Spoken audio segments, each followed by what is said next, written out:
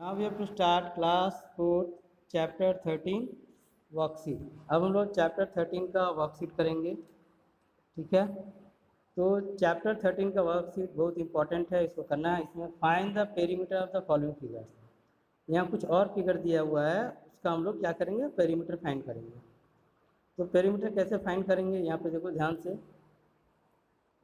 यहाँ 1 सेंटीमीटर है, यहाँ 2 सेंटीमीटर है, यहाँ 1 है, यहाँ 1 है, यहाँ 2 है। यहाँ पे कुछ की जगह मिसिंग है, तो उसका पहले हम लोग कंप्लीट करेंगे। तो यहाँ 2 सेंटीमीटर, यहाँ से यहाँ पहले हम नाम दे देते हैं A B C D E F G H I J K L. आपने इसका नाम दे दिया। अब क्या करेंगे, अब जो मिसिंग नंबर है उसको हम लोग लिखेंगे। ठीक है, कैसे लिखेंगे ध्यान दोगे। ये यहाँ से यहाँ 2 है तो ये भी 2 होगा। ठीक है, अब यहाँ से यहाँ 1 है तो ये भी 1 होगा, यहाँ से यहाँ ये भी 1 होगा, मैंने लिख दिया। अब यहाँ से यहाँ 2 है तो ये भी 2 होगा। ठीक है, अब यहाँ से यहाँ 8 है तो यहाँ से यहाँ भी 8 होगा, यहाँ से यहाँ 1 सेंटीमीटर है तो यहाँ से यहाँ भी 1 सेंटीमीटर होगा। तो इसका मतलब आपने क्या किया, सभी के वैल्यू यहाँ पे लिख दिया। अब इसका हम लोग क्या करेंगे, पेरीमीटर निकालेंगे। तो इसका जब पेरीमीटर निकालेंगे तो कैसे निकालेंगे, यहाँ पे ध्यान दो। ए बी लिखेंगे क्या, perimeter of the given figure. मैं आपको बोल रहा हूँ, आप ध्यान से सुनिएगा, उसी तरीके से आपको करना है, क्योंकि पेरीमीटर आपको मालूम है कैसे करना है। तो एक ही चीज़ को बार बार लिखना ठीक नहीं है। आप अपने फ्रेंड नोटबुक में जब करोगे तो आपको लिखना है perimeter of the given figure. पहले तो फिगर बनाओगे आप, ये पूरा फिलअप करोगे। फिगर इन नेसेसरी, आपको डायग्राम बनाने पड़ेंगे। आप डायग्राम पेंसिल से या पेंसिल से बनाओगे। उसके बाद इन सब का नामकरण करोगे, मतलब ABCD करके लिखोगे। उसके बाद सारे वैल्यू को मैंने जैसे बैठा है वैसे बैठाओगे। उसके बाद आपको क्या करना है, लिखना है। तो आप कैसे लिखोगे, perimeter of the given figure. तो लिखेंगे perimeter of the given figure equal to AB plus BC plus CD plus DE plus EF plus FG plus GH plus HI plus IJ plus JK plus KL plus LN। हो गया। उसके बाद उसका value बैठा दो सबके नीचे। AB का वैल्यू कितना है, 1 सेंटीमीटर। BC का वैल्यू है 1 सेंटीमीटर। CD का वैल्यू है 2 सेंटीमीटर। DE का वैल्यू है 1 सेंटीमीटर। EF का वैल्यू है 2 सेंटीमीटर। FG का वैल्यू है 8 सेंटीमीटर। GH का वैल्यू है 1 सेंटीमीटर। HI का वैल्यू है 8 सेंटीमीटर। IJ का वैल्यू है 2 सेंटीमीटर। JK का वैल्यू है 1 सेंटीमीटर। KL का वैल्यू है 2 सेंटीमीटर। उसके बाद LA का वैल्यू है 1 सेंटीमीटर। अब उसको ऐड करो, कितना आएगा, 1 + 1 2, 2 + 2 4, 4 and 1 5, 5 + 2 7, 7 + 8 15, 15 1 16, 16 8 24, 24 and 2 26, 26 and 1 27, 27 and 2 29, 29 and 1 30। तो इसका आपका पेरीमीटर हो जा रहा है कितना, इसका पेरीमीटर हो जा रहा है 30 सेंटीमीटर। ठीक है, तो इस तरीके से आप पेरीमीटर निकालोगे। अब हम बढ़ते हैं अगले सवाल की तरफ। तो इसका भी हम लोग क्या करेंगे, पहले नाम लिख देते हैं, ABCDE। नाम लिख देने से क्या होता है कि आपको पेरीमीटर निकालने में, पेरीमीटर को सही ढंग से करने में सुविधा होती है। तो यहाँ भी आप लिखोगे perimeter of the given figure equal to AB plus BC plus CD plus DE plus EA। आप AB की जगह लिखोगे 4 सेंटीमीटर, BC की जगह 3 सेंटीमीटर, CD की जगह 3 सेंटीमीटर। DE की जगह कितना होंगे, ये और ये बराबर है, तो ये 4 है तो ये भी 4 होगा। तो DE की जगह 4 सेंटीमीटर, EA की जगह 6 सेंटीमीटर। अब आपका टोटल कितना आएगा, 4 + 3 7, 7 + 3 10, 10 + 4 14, 14 + 6 20। तब आपका यहाँ पे पेरीमीटर आ जाएगा 20 सेंटीमीटर। अब हम लोग करते हैं अगला फिगर। तो अगला फिगर में भी नाम दे देते हैं ABCDE। ठीक है, अब ABCDE करके आपने नाम दे दिया। तो यहाँ भी perimeter of the given figure. तो perimeter of the given figure equal to AB plus BC plus CD plus DE plus EA। तो ये हो जाएंगे आपके perimeter of the given figure. अब आप AB की जगह लिखोगे 4 सेंटीमीटर, BC की जगह लिखोगे 6 सेंटीमीटर, CD की जगह लिखोगे 8 सेंटीमीटर, डी की जगह लिखोगे 4 सेंटीमीटर, ए की जगह लिखोगे 5 सेंटीमीटर। अब इनको ऐड करो तो 4 + 6 10, 10 + 8 18, 18 + 4 22, 22 and 5 24, 22 and 5 26 and 27 हो जाएंगे। ठीक है, 5 + 4 9, 9 8 17, 76 23, 23 and 4 27 सेंटीमीटर हो गए इसके पेरीमीटर। अब हम बढ़ते हैं अगले फिगर की तरफ। तो यहाँ पे फिगर नंबर डी है, तो यहाँ भी हम लोग नाम रखेंगे, जैसे A B C D E F G H. तो ये पूरा फिगर का नाम हो गया। अब इसका पेरीमीटर निकालना है। तो perimeter of the given figure A B plus B C plus C D plus D E plus E F plus F G plus G H plus H A, ये हो गया। अब यहाँ पे देखो, ये यहाँ पे वैल्यू नहीं दिया हुआ है, इसका वैल्यू कितना है 1.5 सेंटीमीटर, इसका वैल्यू भी क्या हो जाएगा 1.5 सेंटीमीटर। ये और ये आपस में बराबर है। अब हम वैल्यू बैठाएंगे, ए बी का जगह क्या लिखेंगे 12 सेंटीमीटर, बी सी के जगह 3 सेंटीमीटर, सी डी के जगह 2 सेंटीमीटर, डी ई के जगह 1.5 सेंटीमीटर, ई एफ के जगह 8 सेंटीमीटर, एफ जी के जगह 1.5 सेंटीमीटर, जी एच के जगह 2 सेंटीमीटर, एच ए के जगह 3 सेंटीमीटर। अब सबको ऐड करेंगे तो 12 + 3 कितने हो जाएंगे 15, 15 में 2 ऐड करो हो जाए 17, 17 और यहाँ पे 1.5 है तो 17 18, 18 and half, 18 and half और इसको भी हाफ को ऐड करते हैं, 18 and half 19, 20, 20 हो गए और 8 28, 28 and 2 30 और ये हो गया 3 33। ठीक है, यहीं पे देख लो, यहाँ पे 1.5 और 1.5 3 हो जा रहे हैं, इसको 3 मान के चलते हैं। तो 1.5 1.5 को पहले ऐड कर लेते हैं। यहाँ पे 12 हो गए, 12 तो ये हो गए, 12 + 3 15, 15 and 2 17, 17 and 3 20, 20 and 8 28, 28 and 2 30 और ये हो गया 3 33। तो ये आपका एरिया हो गया, ये पेरीमीटर हो गया 33 सेंटीमीटर। ठीक है, अब बढ़ते हैं अगले फिगर की तरफ। तो अगला फिगर है find the area of each of the following figure. इसका बोल रहा है एरिया निकालने के लिए। तो एरिया कैसे निकालेंगे, यू जैसा बना हुआ है, तो इसको जब हम एरिया निकालेंगे तो आप डायरेक्टली एरिया नहीं निकाल सकते हैं। भले इसका पेरीमीटर डायरेक्टली निकल जाएगा लेकिन एरिया डायरेक्टली नहीं निकलेगा। तो एरिया निकालने के लिए पहले हमको इसको 3 भागों में बांटना पड़ेगा। तो कैसे बांटेंगे, देखो यहाँ पे मैं क्या कर रहा हूँ, यहाँ से एक लाइन ड्रॉप कर रहा हूँ, यहाँ भी लाइन ड्रॉप करते हैं। तो यहाँ पे आप देख रहे हो, यहाँ से यहाँ 2 सेंटीमीटर है तो ये भी हो गया 2 सेंटीमीटर, ये भी हो गया 2 सेंटीमीटर, हो गए ना। तो ये यहाँ से यहाँ टोटल कितने थे 9 थे, तो 9 से 2 + 2 4, 9 से 4 गए तो कितने बचेंगे, यहाँ से यहाँ कितने बचेंगे 5 सेंटीमीटर। तो यहाँ से यहाँ भी आप कितने हो गए 5 सेंटीमीटर। और एक बात ध्यान देने वाली है, टोटल यहाँ से यहाँ कितने हैं 10 है, यहाँ से यहाँ कितने 8 है, तो यहाँ से यहाँ कितने हो जाएंगे 2 हो जाएंगे।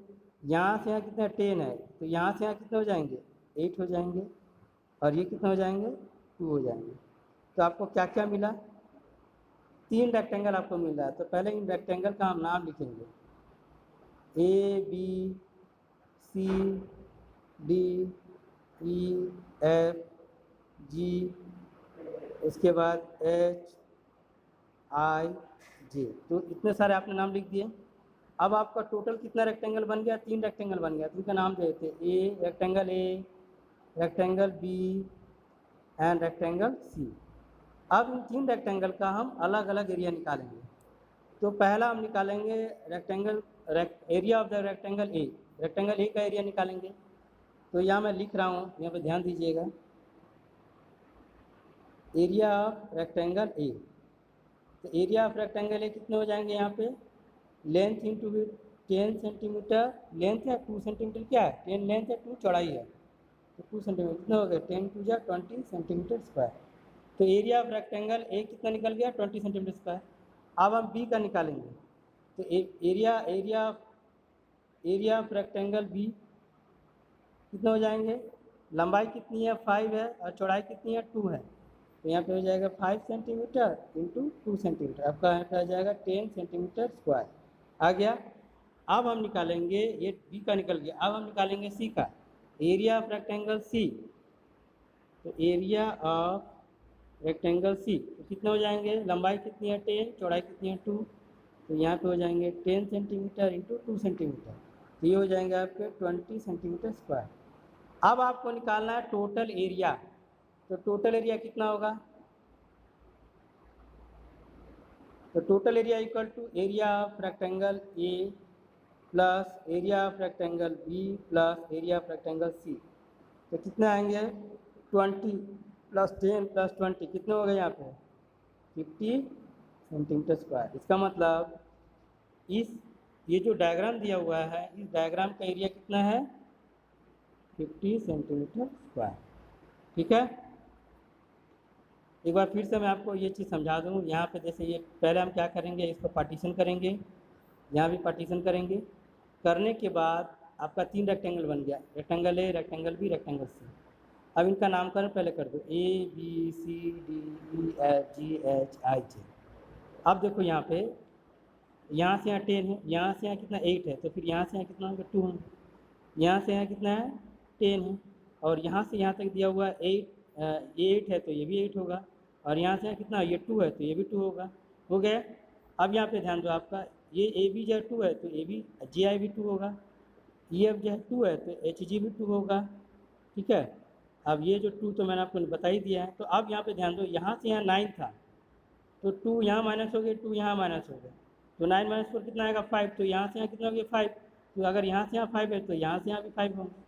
उसके बाद मैंने क्या किया, area of the rectangle A, तो area of the rectangle A क्या होगा लेंथ इंटू विड्थ, तो एरिया ऑफ रेक्टेंगल ए का लेंथ कितना है 10 है, विड्थ कितना है 2 है, तो यहाँ हो जाएंगे 10 सेंटीमीटर मल्टीप्लाई 2 सेंटीमीटर कितना आ जाएगा 20 सेंटीमीटर स्क्वायर।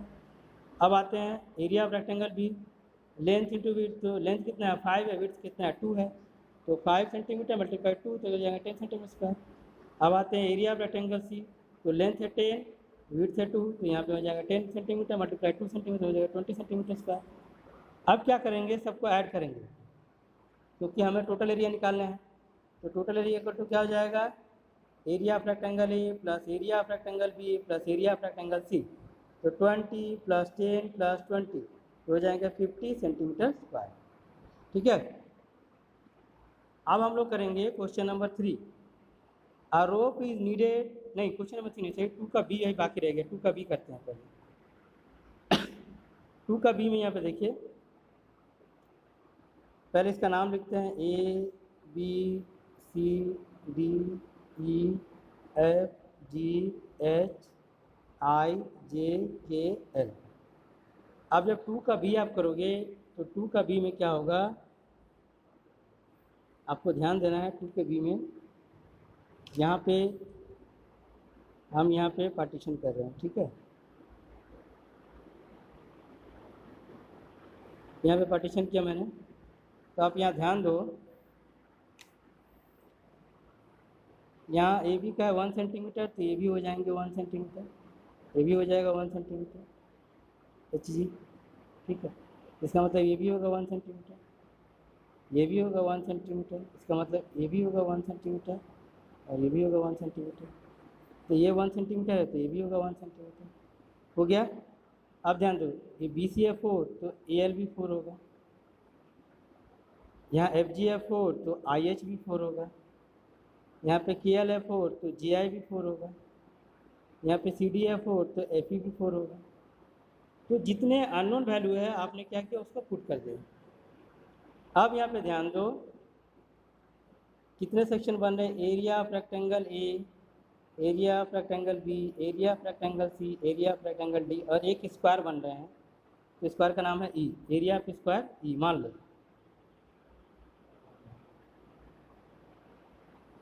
तो यहाँ पे आपको टोटल 5 पोर्शन बन रहे हैं जिनका आपको एरिया निकालना है।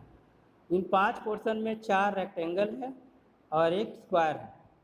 तो एरिया जब हम निकालेंगे तो कैसे निकालेंगे, तो इसका जब आप एरिया निकालोगे तो आप ध्यान दो हम कैसे एरिया निकाल रहे हैं, यहाँ पर आपको ध्यान देना है। इसका जब हम एरिया निकालेंगे तब ये जो पोर्शन आ रहा है, इस पोर्शन का ये टोटल पोर्शन कितने बन रहे हैं? टोटल पोर्शन बन रहे हैं आपके 5 पोर्शन बन रहे हैं डायग्राम में, है ना। तो पहले हम निकालेंगे एरिया ऑफ रेक्टेंगल ए। तो रेक्टेंगल ए का देखो एरिया क्या हो जाएगा यहाँ पे, ये क्वेश्चन नंबर 2 का बी कर रहे हैं हम लोग, है ना, 2 का बी कर रहे हैं। तो एरिया ऑफ रेक्टेंगल ए निकालेंगे तो उसका लंबाई कितना है? 4 है, चौड़ाई कितना 1 है, तो इसका मतलब 4 सेंटीमीटर इंटू 1 सेंटीमीटर, आपको यहाँ पे आ जाएगा 4 सेंटीमीटर स्क्वायर। अब हम लिखेंगे एरिया ऑफ रेक्टेंगल बी। तो एरिया ऑफ रेक्टेंगल बी कितना है, लंबाई कितनी है 4 सेंटीमीटर, चौड़ाई कितना 1 सेंटीमीटर, तो यहाँ भी 4 सेंटीमीटर इंटू 1 सेंटीमीटर, यहाँ पे हो जाएंगे आपका 4 सेंटीमीटर स्क्वायर। अब है एरिया ऑफ रेक्टेंगल सी। तो लंबाई है 4, चौड़ाई है 1, तो यहाँ भी हो जाएंगे area of rectangle C 4 centimetre into 1 centimetre, तो यहाँ पे हो जाएंगे 4 सेंटीमीटर स्क्वायर, ठीक है। अब हम लिखेंगे एरिया ऑफ रेक्टेंगल डी। तो एरिया ऑफ रेक्टेंगल डी कितने होंगे, लंबाई है 4, चौड़ाई है 1, तो यहाँ भी हम लिखेंगे 4 सेंटीमीटर इंटू 1 सेंटीमीटर, तो यहाँ हो जाएंगे 4 सेंटीमीटर स्क्वायर। अब आते हैं बीच में स्क्वायर बन रहा है, क्योंकि इसकी लंबाई चौड़ाई से बराबर है, तो यहाँ पे लिखोगे एरिया ऑफ स्क्वायर ई, तो कितना हो जाएंगे साइड इंटू साइड, मतलब 1 सेंटीमीटर इंटू 1 सेंटीमीटर, तो हो जाएगा 1 सेंटीमीटर स्क्वायर। तो हम लिखेंगे total area of the given figure, area of A plus area of B plus area of C plus area of D plus area of E, पांचों के area को हम ऐड करेंगे। ऐड कर रहे हैं हम, तो यहाँ 4 प्लस 4 प्लस 4 प्लस 4 प्लस 1 कितना सेंटीमीटर स्क्वायर, तो कितना आ जाएंगे 4 4 8 4 12 प्लस 4 16 प्लस 1 17 सेंटीमीटर स्क्वायर। इसका मतलब ये डायग्राम दिया गया है, तो इस डायग्राम, ये जो डायग्राम दिया है, इस डायग्राम का एरिया कितना है 17 सेंटीमीटर स्क्वायर है। इसका आपका टोटल एरिया कितना आ गया 17 सेंटीमीटर स्क्वायर आ गया, ठीक है। तो इस तरीके से मैंने आपको इस डायग्राम का एरिया निकाल के दिखाया है। अब हम करेंगे क्वेश्चन नंबर 3। क्वेश्चन नंबर 3 करेंगे, a rope is needed to put a boundary round a 25 metre long and 15 metre broad playground. एक रस्सी लिया जा रहा है, उस रस्सी से क्या किया जा रहा है कि तो क्वेश्चन बोला जा रहा है कि एक रस्सी लिया गया, उस रस्सी को एक प्लेग्राउंड के चारों तरफ से बांधा जा रहा है। तो अगर उस प्लेग्राउंड को हम बांध रहे हैं तो प्लेग्राउंड का लंबाई चौड़ाई दिया हुआ है, लंबाई दिया है 25 मीटर लॉन्ग, चौड़ाई दिया 15 मीटर ब्रॉड। अब उस रस्सी को लेकर के उस प्लेग्राउंड को हम क्या करेंगे, चारों तरफ से घेरेंगे। तो क्वेश्चन है what will be the length of the rope. तो आपको पहले ये सवाल पढ़ के समझना पड़ेगा कि इसमें आपको एरिया निकालना है कि पेरीमीटर निकालना है। तो सवाल अगर कहीं पे अगर आपको बोला जा रहा है कि बाउंड्री को घेरना है, तो जैसे ही घेरने वाली बात आएगी आप समझ जाओगे कि वो क्या है, पेरीमीटर है। तो यहाँ पे एक रस्सी लेकर के एक प्लेग्राउंड को घेरा जा रहा है, इसका मतलब क्या निकालना है, पेरीमीटर निकालना है। तो हम यहाँ पे सवाल बना रहे हैं, तो यहाँ पे आप लिखोगे length of ground 25 metre and breadth of ground 15 metre. तो पेरीमीटर कितना हो जाएगा, पेरीमीटर इक्वल टू 2। तो इसका मतलब ग्राउंड क्या है, ग्राउंड का शेप क्या हो गया, रेक्टेंगुलर शेप हो गया ना। तो इसका पेरीमीटर क्या हो जाएगा 2 length plus breadth, 2 multiply length plus breadth. तो लेंथ कितना दिया हुआ है, यहाँ पर कुछ नहीं मतलब मल्टीप्लाई है, ठीक है। तो लेंथ दिया है 25 मीटर और ब्रेथ दिया है 15 मीटर। तो यहाँ पे कितना 2 मल्टीप्लाई 25 और 15 को ऐड करो, 25 प्लस 5 30 एंड 10 40, तो आपका आ गया 80 मीटर। इसका मतलब ये हो गया आपका आंसर। तो यहाँ आपका, तो आपको क्या बोला गया था, कितना लेंथ ऑफ रोप लग गया, तो यहाँ लिखोगे therefore rope required 80 metre, that is the required answer. इसका मतलब उस प्ले ग्राउंड को घेरने के लिए कितना रोप चाहिए, 80 मीटर का रोप चाहिए, ठीक है। अब हम लोग बढ़ेंगे अगले सवाल की तरफ। तो अगला सवाल दिया हुआ है question number 5। A colony is to be built on a plot of land. एक प्लॉट ऑफ लैंड है, उसके ऊपर में एक कॉलोनी बसाया जा रहा है. The plot is rectangular and is 7 kilometre long. और वो जो प्लॉट है वो रेक्टेंगुलर प्लॉट है और वो 7 किलोमीटर लंबा है और 5 किलोमीटर 500 मीटर चौड़ा है. Find the area of the plot in square kilometre. तो आपको बोल रहा है कि उस प्लॉट का एरिया क्या होगा. तो पहले मैं आपको समझा दूँ ये चीज़. तो हम लोग क्वेश्चन नंबर 5 कर रहे हैं. Question number 5. तो पहले सपोज करो मैं एक प्लॉट बना रहा हूँ. यहाँ पे प्लॉट ये रेक्टेंगुलर प्लॉट है. प्लॉट है, मान लो ABCD, इसका मैंने नाम रखा है. प्लॉट है रेक्टेंगुलर प्लॉट. अब उस प्लॉट का लंबाई दिया हुआ है 7 किलोमीटर. ठीक है. चौड़ाई दिया हुआ है 5 किलोमीटर 500 मीटर. तो लेंथ आपका 7 किलोमीटर, तो यहाँ लिखो 7 किलोमीटर. ब्रेथ है 5 किलोमीटर 500 मीटर. तो हम लोग क्या लिखेंगे यहाँ पे 5 किलोमीटर. आप याद रखोगे ये 500 मीटर है. मीटर को क्या करेंगे हम लोग किलोमीटर में चेंज करेंगे. तो आपको मालूम है 1 किलोमीटर इक्वल टू कितना होता है 1000 मीटर होता है. तो इसका मतलब मीटर को किलोमीटर में चेंज करने के लिए 1000 से डिवाइड करेंगे. तो 0 0 0 0 कट गया. तो यहाँ पे आपका आ गया 5 किलोमीटर प्लस 5/10 है. इसका मतलब ये हो जाएगा 0.5 किलोमीटर. क्योंकि एक जीरो है तो एक डिजिट के बाद डेसिमल, तो 0.5 किलोमीटर. तो यहाँ पे हो गया आपका टोटल 5.5 किलोमीटर. इसका मतलब लंबाई है 7 किलोमीटर, चौड़ाई है 5.5 किलोमीटर. तो अब एरिया निकालेंगे. तो एरिया इक्वल टू क्या होता है लेंथ इंटू विड्थ होता है. तो लेंथ है 7 किलोमीटर एंड विड्थ है 5.5 किलोमीटर. अब इन दोनों को मल्टीप्लाई करेंगे तो 7 5 या 35, रिमाइंडर 3, 7 5 या 35 एंड 3 38. तो हो जाएगा 38.5 किलोमीटर स्क्वायर, या फिर आप लिखोगे स्क्वायर किलोमीटर. तो मैंने यहाँ पे लिखा है 7 5 या 35, रिमाइंडर 3, 7 5 या 35 एंड 3 38, 38.5 किलोमीटर स्क्वायर. ये हो जाएगा आपका एरिया. मैं आपको इस चीज़ को फिर से एक बार पढ़ के समझा दे रहा हूँ. यहाँ दिया हुआ है कि a colony is to be built on a plot of a land. एक ज़मीन का टुकड़ा है, उसके ऊपर क्या किया जा रहा है, एक कॉलोनी बिल्ड किया जा रहा है, कॉलोनी बसाया जा रहा है. वो जो प्लॉट है वो प्लॉट है 7 किलोमीटर लंबा है, 7 किलोमीटर लंबा है एंड 5 किलोमीटर 500 मीटर चौड़ा है. तो आपको बताना है कि उसका एरिया, उस प्लॉट का एरिया स्क्वायर किलोमीटर में कितना होगा. आपको उसका एरिया निकालना है स्क्वायर किलोमीटर में. ठीक है. तो हम लोग निकालेंगे इसका एरिया. तो पहले तो आप मैंने क्या किया, एक डायग्राम बनाया. ध्यान से समझोगे तो डायग्राम का एक प्लॉट है, मान लो यही प्लॉट है सपोज करो. और वो प्लॉट है ABCD, ये रेक्टेंगुलर प्लॉट है. तो 7 किलोमीटर लंबा है और 5 किलोमीटर 500 मीटर चौड़ा है. तो लंबाई तो ऑलरेडी किलोमीटर में दिया हुआ है, लेकिन चौड़ाई क्या है किलोमीटर मीटर दोनों में दिया हुआ है. तो सबसे पहले हम क्या करेंगे कि मीटर को किलोमीटर में चेंज करेंगे. तो यहाँ 5 किलोमीटर है प्लस यहाँ 500 मीटर है, तो 500 डिवाइडेड बाय 1000. क्यों? क्योंकि मीटर को जब किलोमीटर में चेंज करेंगे तो उसको 1000 से डिवाइड करेंगे. तो 0 0 0 कैंसिल आउट हो गया, तो बचा 5/10. तो 10 को 5/10 का मतलब क्या है, एक डिजिट के बाद एक जीरो है यहाँ पे. तो हम क्या करेंगे, डिनोमिनेटर में 5 के बाद एक पॉइंट बैठा देंगे, एक जीरो बोल के एक डिजिट के बाद पॉइंट बैठाएंगे. मैंने आपको बताया था कैसे किया था डिसीजन में. या फिर अगर 5 को आप 10 से डिवाइड करें तो आपको मिलेगा 0.5. तो आपका हो जाएगा यहाँ पर टोटल अगर करेंगे तो 5.5 किलोमीटर. अब क्या हो जाएगा, यहाँ लिखोगे एरिया ऑफ द प्लॉट. तो area of the plot equal to length into width. तो लेंथ है 7 किलोमीटर, विड्थ है 5.5 किलोमीटर. तो 7 के साथ 5.5 को जब मल्टीप्लाई करेंगे तो इसका आंसर आएगा 38.5 किलोमीटर स्क्वायर. तो उस प्लॉट का जो एरिया हो जाएगा 38.5 किलोमीटर स्क्वायर. ठीक है. अब हम बढ़ते हैं नेक्स्ट क्वेश्चन की तरफ. यह है वर्कशीट का लास्ट क्वेश्चन है, ये question number 6, fill in the blanks. तो फिल इन द ब्लैंक्स में दिया हुआ एरिया ऑफ स्क्वायर. तो किसी भी स्क्वायर का एरिया क्या होगा, मैंने आपको बताया था कि स्क्वायर में क्या होते हैं, सभी साइड बराबर होते हैं.